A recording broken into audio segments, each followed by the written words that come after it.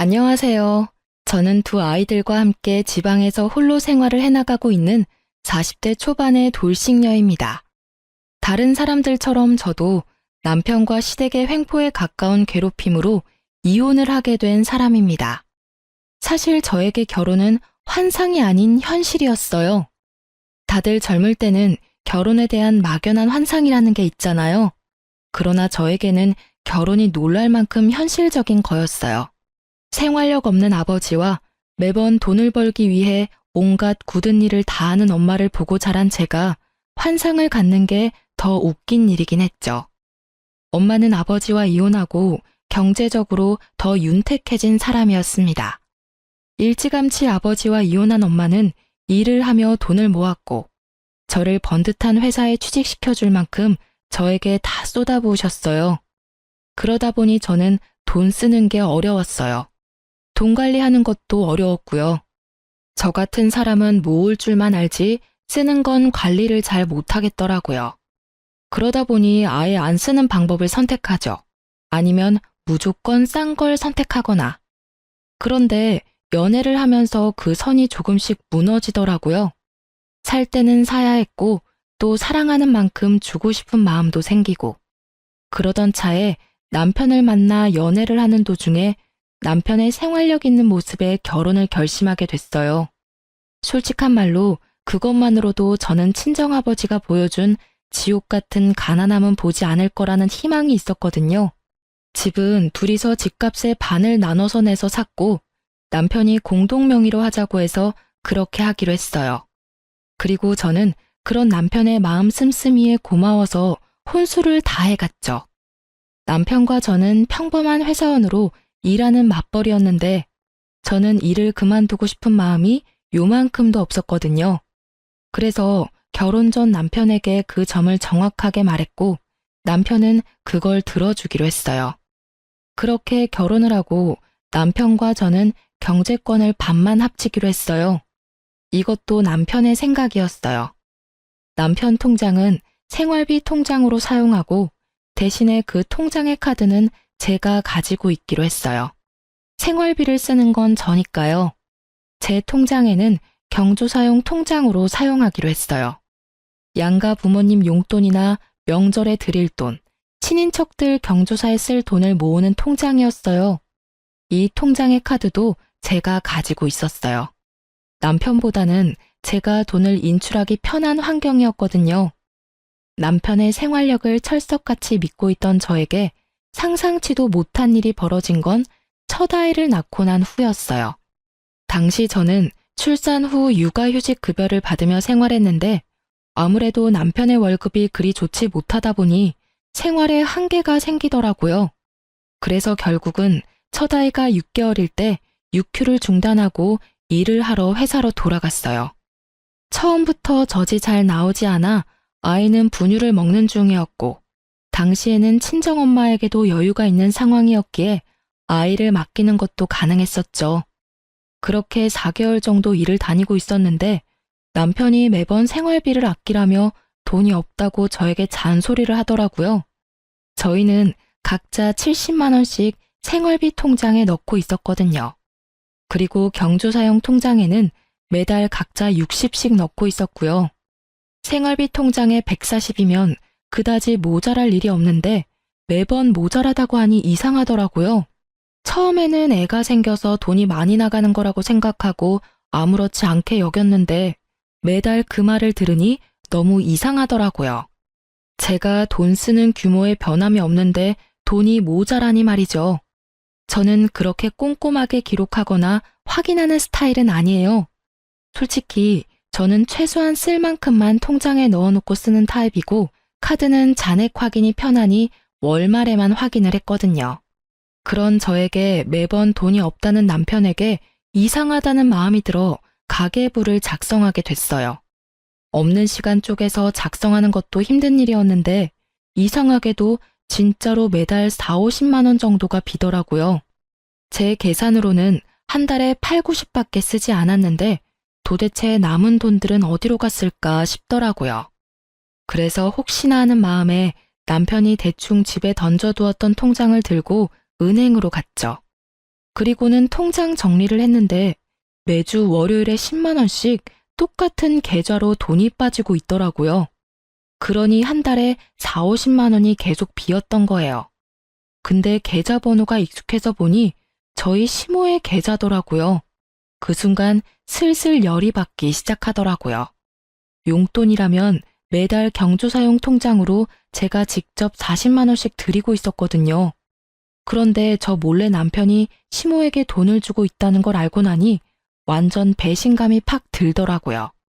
생활비 통장으로 용돈을 몰래 드리는 것도 화가 났지만 그것보다 더 화가 났던 건 남편이 예전에 저에게 그런 말을 한 적이 있었거든요.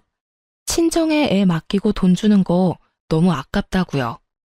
친정에는 용돈 40만 원에 애 봐주는 비용에서 30만 원을 더 얹어서 총 70만 원을 드리고 있었거든요. 솔직히 더 드리고 싶었지만 눈치가 보여서 그렇게 드리고 있었어요. 그런데 남편이 그 이야기를 할 때 정말 속상했지만 아무 말 하지 않았어요. 둘이서 돈을 버는 거고 내가 더 벌어서 드리면 되지 하는 생각이 들었으니까요. 그런데 남편이 애를 봐주는 것도 아닌 시모에게 매달 4, 50이나 되는 큰 돈을 주고 있었다는 걸 알고 나니 정말 너무 화가 나서 뱃속이 다 뒤틀리는 기분이었거든요. 그래서 그날부터 매주 금요일에 친정엄마와 함께 마트에 가서 꼬박꼬박 10만 원씩 쓰시도록 해드렸어요. 아우, 이런 거 안 사줘도 돼. 너희 집에서 먹을 거나 사. 아니면 우리 손주 맛있는 거나 사던지. 괜찮아. 어차피 통장에 들어가는 생활비 중에 반은 내 건데 뭐. 그리고 엄마 집 냉장고 든든하게 해두면 어차피 손주한테 맛있는 거 해줄 거잖아. 안 그래? 제 말에 친정엄마는 곤란한 듯 웃으면서 손주에게 더 잘해주겠다고 하시더라고요. 그렇게 몇 주 지났을까요? 하루는 남편이 팔짱을 딱 끼고는 아주 고가운 표정으로 집에 들어오는 저에게 잠깐 부엌으로 와보라고 하더라고요. 제가 부엌으로 갔더니 남편이 냉장고 문을 열더니 말하더라고요. 당신 요새 돈 어디다 갔어? 분명히 마트에서 장을 본 건 맞는데 왜 냉장고에 음식이 하나도 없는 거야? 당신 혹시 두 집 살림 차렸어? 남편의 물음에 저는 천연덕스럽게 말해줬어요. 아, 그거? 우리 엄마네 장볼 때 쓴 거야. 어차피 애 봐주는 것도 고맙고 애가 거기서 먹고 자고 다 하는데 엄마네 집 냉장고 차 있으면 우리 애한테 좋은 일 아니겠어? 네가 왜 친정집 살림을 대신 살아줘? 우리 생활비 카드를 왜 당신이 마음대로 친정에다 갖다 써? 그리고 장모님께는 우리가 매달 용돈에 애 봐주는 돈도 드리잖아. 그거면 됐지. 뭘 그렇게 더 해드리고 싶어서 안달이 난 건데? 그러다 우리 집 거덜나면 네가 책임질 거야? 생각이 있는 거야, 없는 거야? 가만 보면 너도 생각이 없는 여자야. 누가 생각이 없는데? 내가 생각이 없는 거면 너도 생각이 없는 거겠지. 네가 시댁 살림 살아주는 것 같길래 나도 친정 살림 살아준 건데 뭐 잘못됐어? 꼬박꼬박 월요일마다 10만 원씩 보내고 있는 거 내가 모를 줄 알았냐? 너는 생각이 있는 거야, 없는 거야? 나 몰래 그렇게 시작한 너야말로 생각이 없는 남자겠지. 저는 그렇게 말하며 남편 앞에 남편 통장을 툭 던졌죠. 그걸 보더니 남편이 당황한 듯 그걸 후다닥 가져가더라고요. 아니, 왜 남의 통장을 마음대로 보는 건데? 이거 사생활 침해인 거는 알고나 있어? 그거 내 돈도 들어간 생활비 통장이거든? 아니, 그리고 지금 이 상황에 사생활 침해는 무슨 말이야? 여기서는 어머님한테 왜 돈을 보냈는지부터 말해야 되는 거 아니야? 나야 당연히 어머님이 필요한 게 있다고 해서 드린 거지. 나도 마찬가지야. 우리 엄마가 필요한 걸 사드린 것뿐이라고. 그런데 네가 잘못한 게 뭔지 알아? 생활비 통장에 돈 마음대로 써놓고는 나더러 돈 아끼라고 잔소리했다는 거야. 그리고 너 우리 엄마한테 주는 돈도 아깝다고 했었지? 애도 안 봐주는 어머님께 뭐가 필요했었는지는 모르겠는데 준 건 상관없어. 이미 줬으니까. 근데 너는 네 엄마한테 주는 건 괜찮고 나는 우리 엄마한테 주면 안 된다는 고약한 심보는 도대체 어디에서 나온 거야? 아니, 생각을 해보라고. 당신 친정에 이미 돈을 70만 원이나 드리고 있잖아.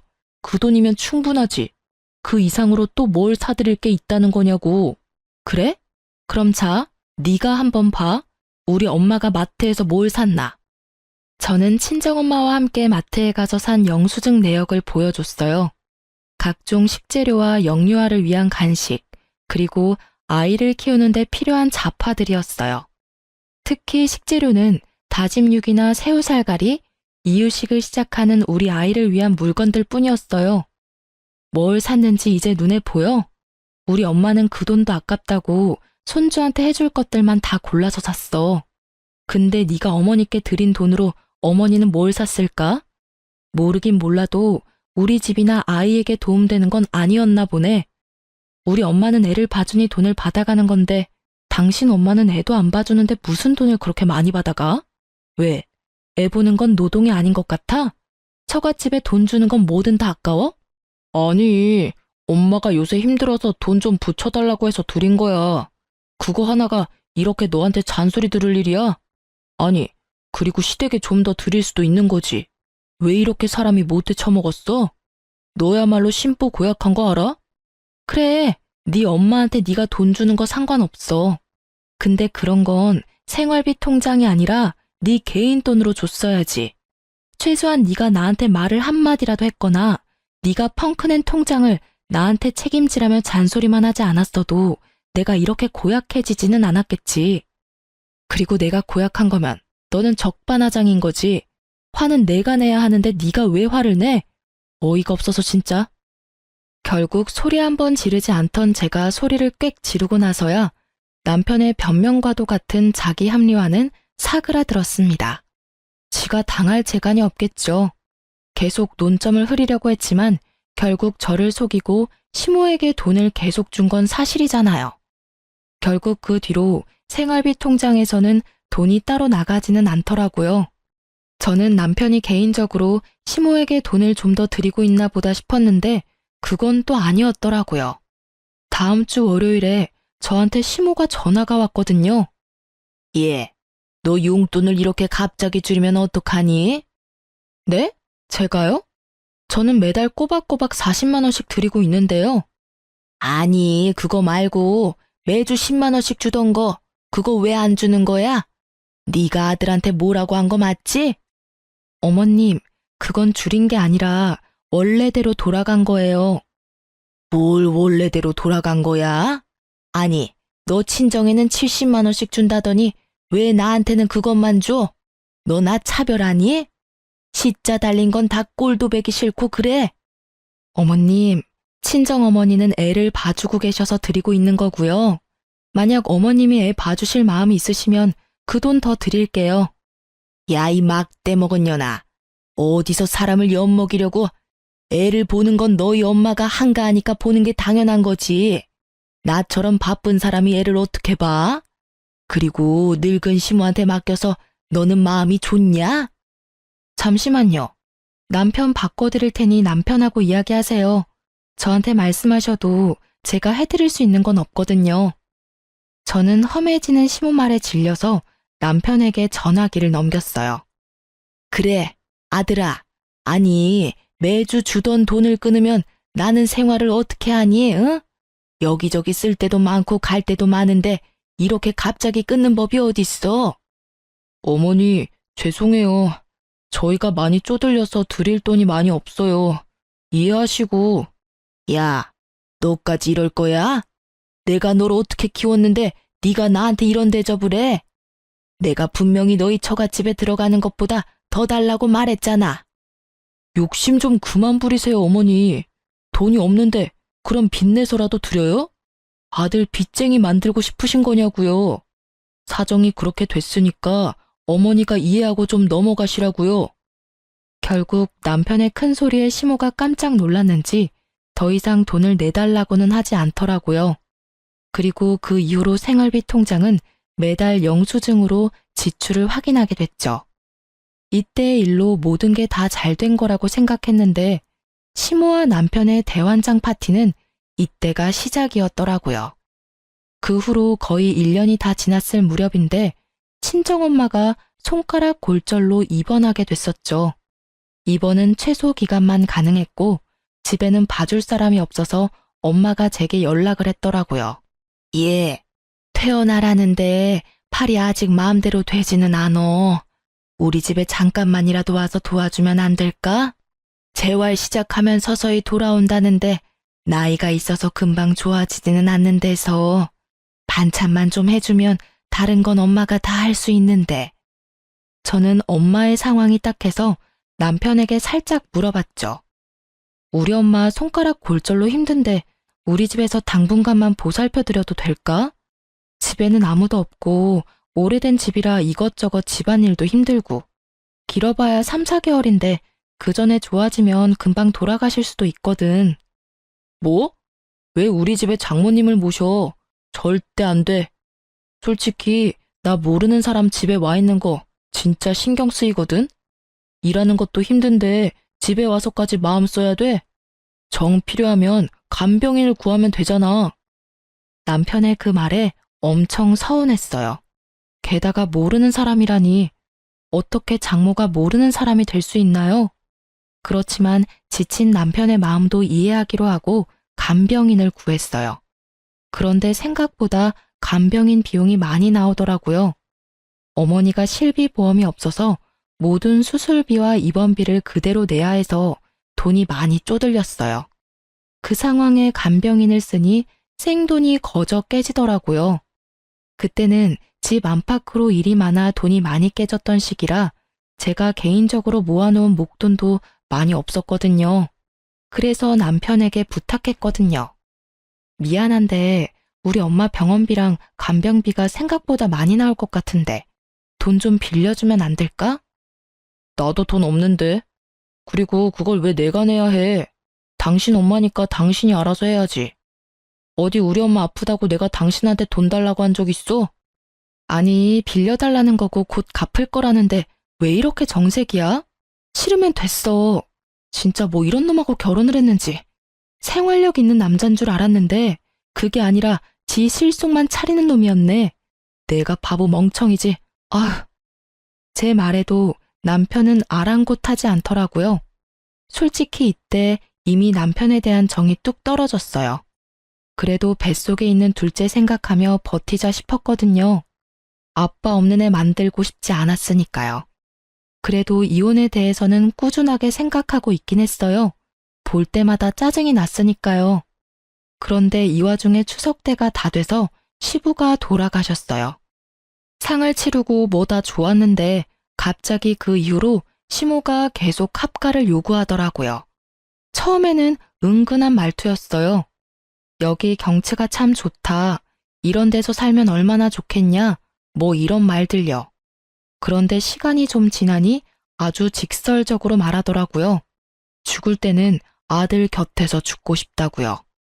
그 이야기를 들으면서도 저는 남편이 설마 합가에 찬성하지는 않을 거라고 생각했어요. 그런데 갑자기 그 다음에 추석이 다가올 때쯤 시모가 저희 집에서 차례와 제사를 지내고 싶다고 하더라고요. 시모의 집은 도심이었고 저희 집은 약간 외곽에 있는 주택이었거든요. 그래서 시모를 모셔와서 차례와 제사를 지내기로 했죠. 그렇게 5박 6일을 저희 집에서 머무셨는데 저는 정말 힘들어 죽는 줄 알았거든요. 당시에는 둘째가 태어나 1살 정도밖에 안 된 상태였고 손이 많이 가는 나이였는데 시모까지 와 있으니 신경 쓸 게 한두 가지가 아니잖아요. 사흘째가 되니 반이 넘어갔으니 좀만 더 참으면 편하게 쉬겠다 싶었는데 갑자기 시모가 말하더라고요. 나 오늘부터 여기서 살란다. 그 말에 말을 잇지 못한 건 저뿐만이 아니었어요. 남편을 보니 남편도 당황한 눈치더라고요. 어머님, 합가 말씀하시는 거면 저희가 저번에도 말씀드렸잖아요. 지금은 어머님을 모시고 살 만큼의 여건이 안 돼요. 애도 돌쟁이에 저희 맞벌이라 어머님도 그만큼 신경 못 쓸 거예요. 게다가 지병도 있으신데 도시에 있는 게 약타기도 편하고 병원 다니기도 좋잖아요. 너한테 물은 거 아니야. 우리 아들한테 물었지. 아들아, 나 오늘부터 여기서 살게 해줘라. 나 죽더라도 네 옆에서 죽고 싶어. 우리 아들 집에서 죽고 싶어. 응? 어머니, 갑자기 이러시면 저희도 상의를 해봐야 하고 그만큼 여건도 안 되고. 남편은 시원히 말 못하고 버벅거리더라고요.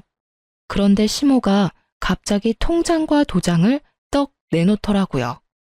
예, 이 안에 내 전 재산 들어있어. 그러니까 이거 너 가지고 가고 대신에 여기서 나 모시면 되지 않겠냐? 나 크게 바라는 거 없어. 진짜로 여기 이 공기 좋은 데서 마지막 생을 보내고 싶은 마음뿐이야. 어머님, 그걸 왜 저희를 주세요? 그냥 가지고 있으시면서 쓰시면 되죠. 여보, 받지 마. 제가 말하기가 무섭게 남편이 통장을 덥석 쥐더라고요. 그 모습에 보는 제 뱃속에서는 불덩이 하나가 들어앉은 것처럼 확 열이 나더라고요. 당신 진짜로 어머니 모실 거야? 그럼 어떡해. 이렇게까지 말씀하시는데 내가 받으려야지. 그래? 그럼 그 돈 받았으니 당신이 잘 받으려. 나는 손가락 하나 까딱 안 할 거니까. 이런 배은망덕한 년이 다 있나? 네가 이 집에 시집 와서 얼마나 편하게 잘 살았는데. 그게 다 우리 아들 덕분인데 이제 와서 뭐? 손가락을 까딱 안 해? 우리 아들한테 왜 그런 험한 일 시켜? 결혼시켜줬더니 남편을 아주 지 마음대로 조종하려고 들어. 남편은 시모를 진정시켜놓고 저를 끌고 안방으로 데려오더니 달래듯 말하더라고요. 여보, 너무 감정적으로 생각하지 말고 어머니 전 재산이 얼만 줄이나 알아? 거의 5천만 원이야. 어머니가 준 돈 나눠줄게. 솔직히 당신이 어머니 케어할 부분이 더 많으니까 내가 그거 감안해서 당신한테 반은 나눠줄 테니까. 마치 그게 공평하다고 말하는 남편의 입을 쪽 잡아 찢고 싶더라고요. 아니, 내가 케어를 하면 나한테 돈을 다 줘야 당연한 거지. 어딜 반값에 후려치려고 하는 건지. 뭐, 그 돈 다 준다고 해도 절대로 합가는 반대였지만 말이죠. 그럼 그 돈 반을 가져가는 당신이 어머님도 반은 봐줄 거야? 당신도 알다시피 지금이 승진의 중요한 때고 이럴 때 집에 몸 붙들려 있으면 손해보는 거 잘 알잖아.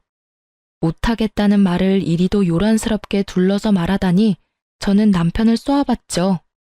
못한다는 말을 정성스럽게도 하네. 아니, 당신 말고 내 생각도 좀 해봐. 나 일 안 하면 생활비 빠듯한 거 한눈에 봐도 훤하고. 애를 둘이나 그것도 둘째는 돌 막 지난 상태잖아. 손이 얼마나 많이 가는데 지금 이 상황에 내가 시어머니 시집살이까지 해야겠어? 어머님 몸이 안 좋으신 것도 아니고 사지 멀쩡하고 정신도 영롱하신데 왜 우리가 어머니를 돌봐야 하냐고. 여유가 있어도 합가를 할까 말까 하는구만. 이렇게까지 사람을 한계 끝까지 몰아넣고 시키고 싶어? 당신 힘든 건 잘 알지. 그치만 어머니도 생각이 있어서 그런 말씀 꺼내신 걸 거고. 남편이 머리를 벅벅 긁더니 한 가지 확인을 하더라고요. 명절 동안은 괜찮은 거지? 명절 동안만은 봐드릴 수 있어. 하지만 그 이상 원하면 난 못해. 이번 명절 끝나면 당신이 어머니 집에 데려다 주던지 아님 당신이 어머님 댁 가서 모시며 살던지 그건 당신한테 맡길게. 결국 시모의 그 말 때문에 남은 명절 연휴는 그야말로 가시방석이 따로 없었어요.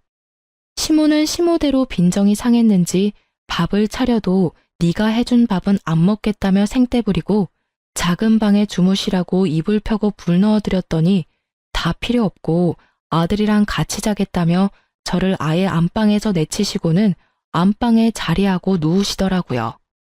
참자 그렇게 저에게 되뇌이며 조금만 참으면 끝이라는 생각하니 곧 마지막 날이 됐죠.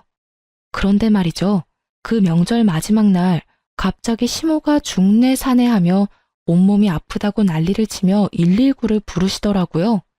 남편이 본인이 차로 데리고 가겠다며 시모의 폰을 빼앗았는데 시모는 그걸 도로 빼앗아서는 기어이 119에 신고를 하더라고요. 아니, 데려다 주겠다는데 왜 저렇게 구급차를 요구했나 싶었는데 나중에 다 속셈이 있더라고요. 애가 있어서 남편만 보호자로 보내려고 했는데 구급차에 보호자가 있어야 할 것 같더라고요. 그러면서 병원까지 가는 건 상관없는데 올 때는 차도 없이 어떻게 오냐고 묻더라고요. 결국 어쩔 수 없이 남편이 애들 둘 태워 차를 몰고 제가 시모와 함께 구급차를 탔죠. 그리고 그 안에서는 또 총극이 벌어졌죠. 어머님, 현재 어디가 가장 아프세요? 아유, 선생님, 온몸이 다 아프고 나이가 먹어서 그런가 눈도 잘 안 보이고 그래요. 제가 다니는 대학병원이 있는데 꼭 그쪽으로 가주세요.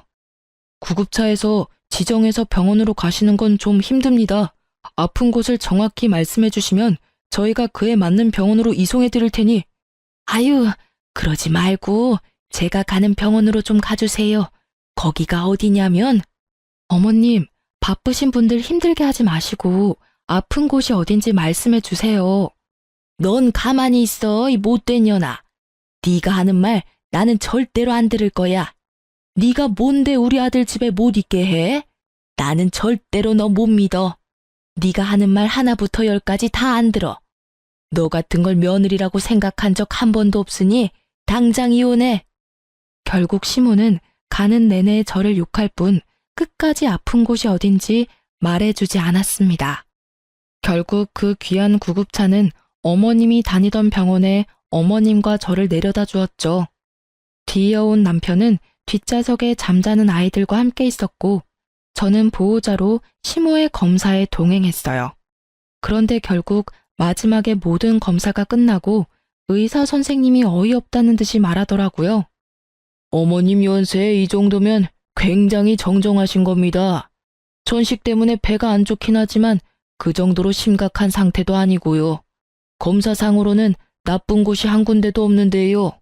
아이고 선생님, 제가 한두 군데만 아픈 게 아니에요. 숨을 못 쉰다니까요. 조금만 걸어도 숨이 쌕쌕거리고 이 정도면 요양을 해야 할 정도 아닌가요? 아니면 입원이라도. 아니요, 지금 너무 정정하세요. 요양원도 등급이 안 돼서 못 들어가실 것 같은데 천식 말고는 다른 지병도 크게 없으시고 일단 통증약은 처방해 드릴 테니 집에 돌아가세요. 입원하실 필요 없어요.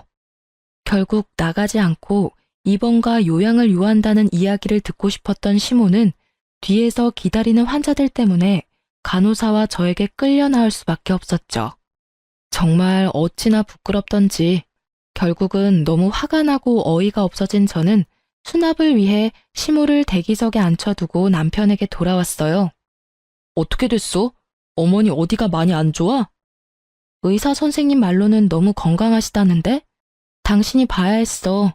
의사 선생님이 나가라는데도 붙들고는 자기 아프니 입원이나 요양이 필요하다며 자기 입으로 막 말하시는데 진짜 어머님 쇼하는 거 너무 하시는 거 아니야?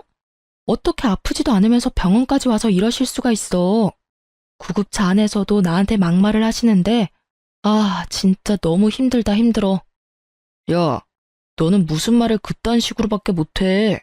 솔직한 말로 며느리가 시어머니 모시는 게 그렇게 어려운 일이야? 남들은 다들 나서서 잘만 한다는데 너만 왜 유별나게 굴어? 너 정말 모질다. 엄마가 너더러 못됐다고 한 말 틀린 거 하나 없네. 그래, 나 못됐어. 근데 그렇게 치면 너도 똑같지 않아? 우리 엄마 아파서 집에 모시자고 할 때 너 얼굴에 완전 정색하면서 거절했던 거 기억 안 나? 게다가 돈을 달라는 것도 아니고 엄마 간병비로 돈 좀 빌려달랬더니 그것도 칼같이 거절하고.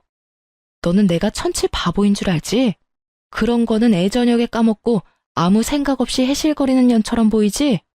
그런 거는 절대 안 잊어버리거든? 그때 네가 했던 말 그대로 돌려줄게.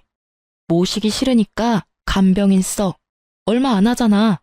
그리고 미리 말하는데 나는 간병인 쓰는데 드는 돈 절대로 줄 생각 없으니까 그쪽도 알아서 하고. 야, 그건 이거랑은 다르지. 그때는 단순히 손가락만 못 쓰시는 거였고 솔직히 장모랑 엄마랑 똑같을 수는 없잖아. 엄마는 내 엄마인데. 그러니까 하는 말이잖아. 네 엄마 네가 알아서 모시라고. 남의 손을 왜 빌려? 나도 내 엄마랑 시무랑 똑같을 수는 없거든. 게다가 구급차 안에서 막말을 그렇게 하는데 구급대원이 참으로 불쌍하게 나를 보더라. 네가 말했듯이 시모도 나한테는 가족 아니야. 그러잖아도 마음이 한껏 상해 있었는데 남편의 말들을 들으니 딱 한 대 패주고 싶더라고요.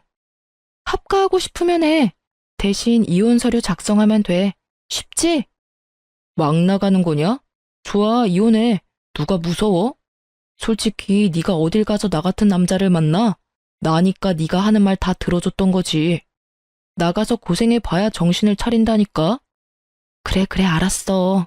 근데 너 내가 하는 말 들어줬던 적 없거든? 내 뒤통수 친 적은 한 번 있네. 솔직히 소송하면 나한테 더 유리할 거 알지? 나야말로 볼 꼴 못 볼 꼴 다 봤거든. 고맙다 이 새끼야. 이혼해줘서. 저는 그날부터 이혼 준비에 들어갔습니다. 막상 이혼을 하면 앞으로의 불확실한 미래 때문에 두려울 줄 알았는데 웬걸요? 아주 속이 시원하더라고요. 앞으로 저 얼굴 안 보고 살아도 될 생각을 하니 10년 묵었던 채증이 다 내려가는 느낌이었죠.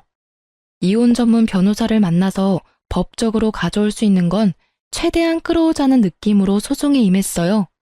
그리고 혼자서 애를 키우고 돈을 벌 계획까지 모두 철저하게 준비하고 있었죠. 집은 어차피 공동명의라서 살고 있지 않아도 한 사람의 임의대로 팔 수 없기에 그냥 놔두고 나왔어요.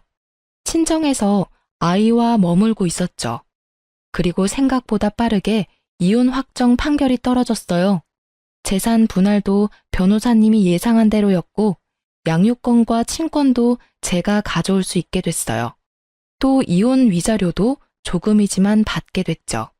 이제 절차상의 서류 정리만 마무리하면 되는 상황에서 갑자기 전 남편에게서 연락이 왔어요.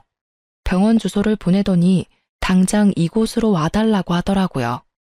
그 말만 하고 뚝 끊길래 다시 전화했는데 전 남편이 전화를 계속 안 받더라고요. 그래서 혹시나 싶어서 그 주소로 향했어요. 그곳에 갔더니 전 남편이 무척이나 초조한 얼굴로 저를 기다리고 있더라고요. 여기까지 왜 부른 건데? 나 바쁘니까 용건만 간단히 해줘. 갑자기 불러낸 건 미안해.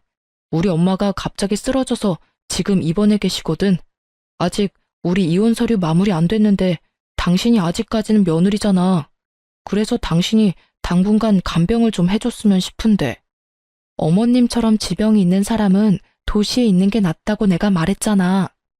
내 말 허투루 듣고 어머니 돈에 눈이 멀어서 모시겠다고 집에 데려온 당신 잘못이니까 당신이 알아서 어머님 간병해. 왜 엄한 사람한테 간병하라 마라 하는 건데? 그리고 엄밀히 따지면 이혼 소송이라 판결 확정되면 이혼 효력 발생하는 거거든? 우리 완전 남남이니 나한테 이런 짓 시키지 마. 아주 쓸데없는 잔머리만 돌아가가지고는 사람을 요리조리 써먹으려고 환장을 했네. 그럼 어머니가 준 돈 당신한테 다 줄 테니까 어떻게 간병만이라도 좀 해줘. 나도 일하러 가야 하는데 봐줄 사람이 하나도 없어. 간병인 쓰려니 너무 비싸고. 결국 또 자기 실속만 차리려고 간병인도 쓰지 않겠다는 남편을 보며 저는 코웃음을 쳤어요. 아니, 억만금을 줘도 모시기 싫거든? 뭐 정이라는 게 눈꽃만큼이라도 남아있어야 간병을 하지. 당신은 내가 저번에 구급차 안에서 어머님한테 어떤 말 들었는지 모르지? 나 못 믿으니 나더러 당신이랑 헤어지라고 하더라. 아주 악에 받쳐가지고는. 너를 며느리로 생각한 적 단 한 번도 없다는데 며느리로 생각하지도 않는 내가 간병해주길 바라시지는 않을 거 아냐? 그러니 당신이 알아서 하는 게 맞지. 제발, 그러면 예정을 봐서라도 애들 아빠인 나를 봐서라도 좀 모셔줘, 응? 돈 아끼지 말고 어머님 돈 팍팍 써. 이러라고 물려주신 돈일 거 아니야? 그리고 우리 재산 분할해서 집도 나눠야 되니까 빠른 시일 내에 생각해서 알려줘. 집을 팔고 반으로 나눌 건지, 집 가격의 절반을 나한테 주고 그 집을 가지고 갈 건지. 아, 그리고 양육비는 제대로 보내줘. 안 보내주면 또 소송할 거야? 저는 그렇게 말하고 남편을 놔두고 떠났죠. 이미 남남인데 어쩜 이렇게 뻔뻔하게 지 원하는 것만 부탁하는 모습을 보니 다시금 이혼 잘했다는 생각이 들더라고요. 나중에 지인을 통해 알아보니 시모가 뇌출혈이었다고 하더라고요.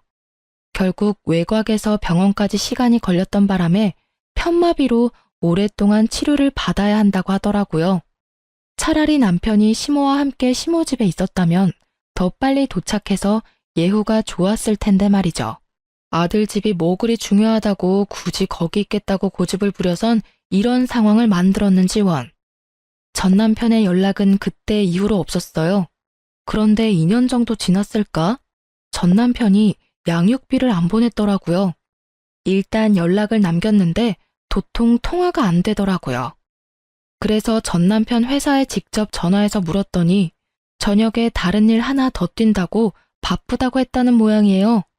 알고 보니 투잡을 뛰고 있었더라고요. 저는 이해가 안 갔죠. 아니, 시모가 통장에 넣어둔 그 돈들로 병원비는 충당이 됐을 텐데 말이에요. 의아하게 생각하던 그때 전 남편이 만나서 이야기하자며 저를 부르더라고요. 목소리가 완전 힘없이 기어가는 모양새라 거절하려다 나가기로 했어요. 그렇게 만난 남편의 얼굴은 아주 눈뜨고 볼 수 없을 만큼 푹 상해 있었습니다. 뭘 하면 이 단시간에 이렇게 늙을 수 있는지 모를 정도로요. 회사 전화했다면서? 응. 근데 도대체 투잡을 왜 하는 거야? 그만큼 돈이 없어? 연차 어느 정도 돼서 월급 늘었을 텐데? 혹시 어머님이 주신 통장에 비밀번호 몰라서 못 쓰는 거야? 아, 그거? 그 통장 진짜 말도 마. 내가 완전 어머니한테 뒤통수 제대로 맞았어. 그게 무슨 소리야? 5천만 원 있었다며. 통장에 찍혀있던 돈이 가짜였어. 나는 틀림없이 5천만 원을 받거든? 그런데 어머니 입원하고 병원비 내려고 통장에 돈 뽑으러 왔는데 500만 원을 뽑으려는데 인출이 안 되더라고. 잔액이 모자라다고. 그걸 보고 놀라서 통장 정리했더니 안에 꼴랑 200만 원 좀 넘게 들어있더라고. 아버지 돌아가시고 가지고 있던 돈 다 쓰셨어. 그 5천만 원은 일부러 그 이후로 통장 정리를 안 한 거였고. 전 남편의 말에 저는 입을 떡하니 벌리고 들을 수밖에 없었어요. 알고 보니 시모가 남편에게 거짓말을 한 거였더라고요.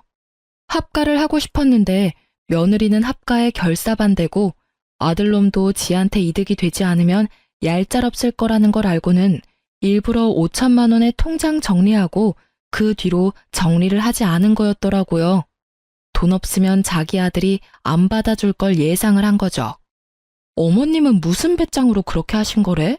아니, 막말로 어머님이 아프면 당신이 모시지 못할 것도 아닌데.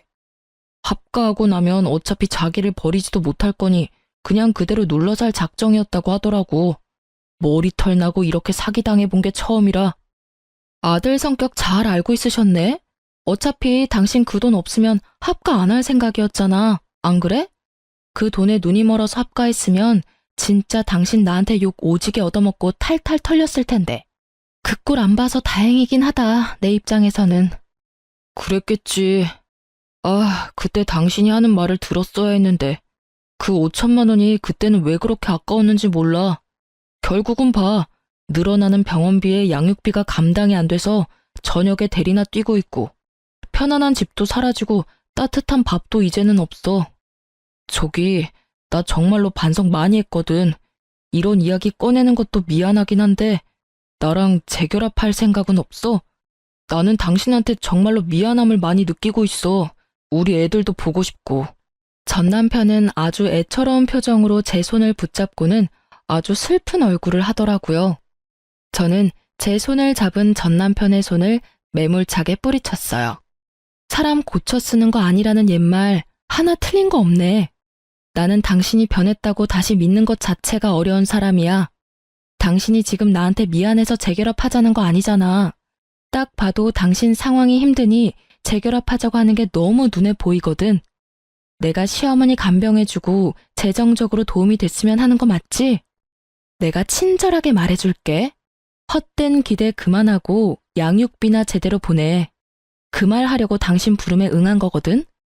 양육비 꼬박꼬박 보냈으면 당신한테 연락도 안 했을 거야.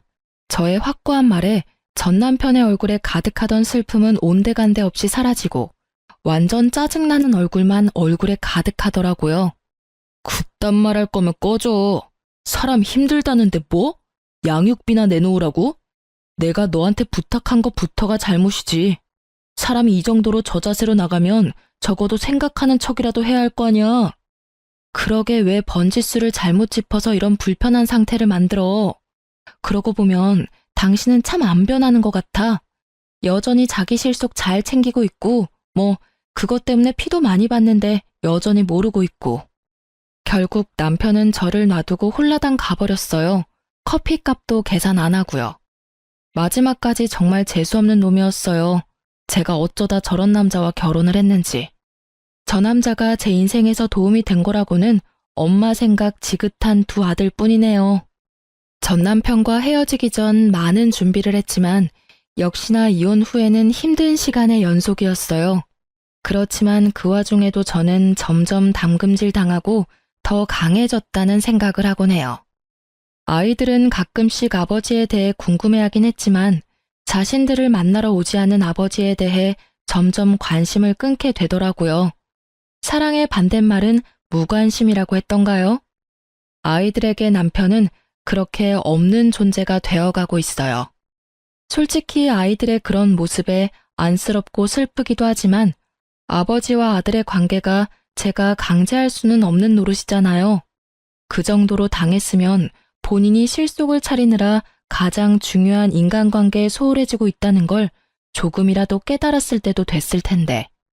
여전한 걸 보면 정말 아직까지 철이 덜 든 건지도 모르죠. 저야 애들 생각하면 좀 안 됐다고 생각하지만 남편과 애들이 가까워지지 않는 게 마음은 더 좋아요.